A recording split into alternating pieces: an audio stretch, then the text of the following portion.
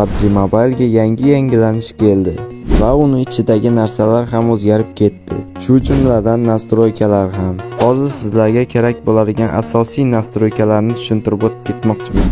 Ya'ni ular qanaqa vazifalarni bajaradi, shu haqida gaplashamiz. Videoni boshlashimdan oldin mehnatimni qadrlagan holda videoga like bosib, kanalimga obuna bo'lib qo'yishingizni so'rab qolaman. Shu oy oxirigacha 5000 ta bo'lish niyatim bor va sizlar bilan Kamina Ro'dan men videoni boshladim.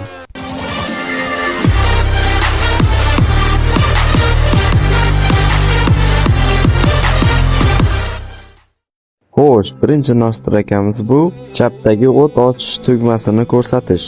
Bu funksiyani yopib qo'yadigan bo'lsak, mana bu otadigan knopka ikkita bo'lib qoladi. Maslahatim sizlarga buni o'chirib qo'yishingizni maslahat beraman.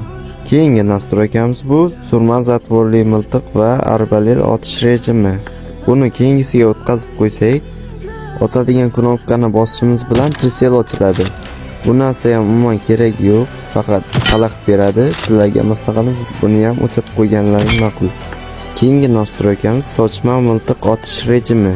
Buni qo'yib yuborish degan tarafga o'tkazib qo'ysak, drabashka orужияlarda otadiganni bosib turib qo'yib yuborgandan keyin o'q otiladi.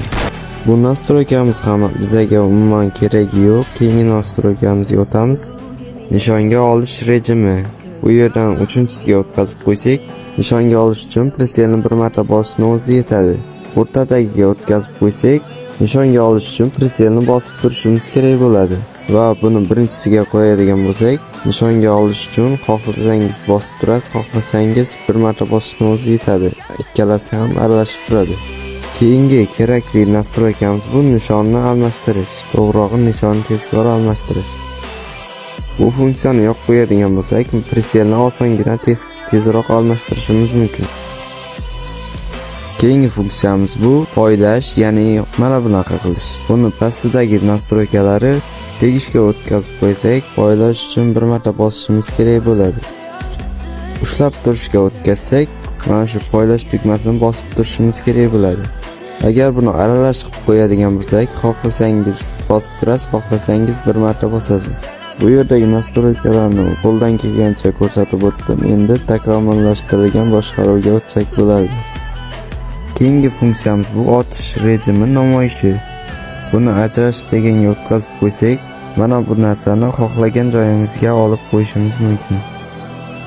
Keyingi funksiyamiz bu sakrash va tirmashishni ajratish. Buni ajratish qo'yadigan bo'lsak, mana bu sakraydigan narsa ikkita bo'lib qoladi. Pastdagisini bosadigan bo'lsak, faqat sakrab turadi. Tepasidagini bossak, shunaqa joylarga tirmashib chiqib ketishimiz mumkin. Keyingi funksiyamiz bu giroskop. Agarda siz giroskopni yoqishni bilmasangiz, shu joydan doim yoniqqa o'tkazib qo'yasiz. Agar siz stream qilmoqchi bo'lsangiz, YouTube kanalingizni raqam bilan tasdiqlashingiz kerak. Lekin sizning raqamingiz u yerdan o'tmayaptimi? Men sizlarga yordam beraman. Agar sizga shu joydan o'tish uchun raqam kerak bo'ladigan bo'lsa, menga murojaat qilishingiz mumkin. Men sizga YouTube kanali uchun raqam olib beraman. Narxi va boshqa ma'lumotlar Telegram kanalimda bo'ladi. Telegram kanalim silkasi bioda bo'ladi. Shu bilan sizlarga o'zim bilgan nastroykalarni o'rgatib o'tdim. Agarda foydasi tekkan bo'lsa, videoga like bosib, kanalga obuna bo'lib keting. Sizlar bilan Ro'dan bo'ldi. Keyingi videolarda ko'rishguncha hammaga xayr.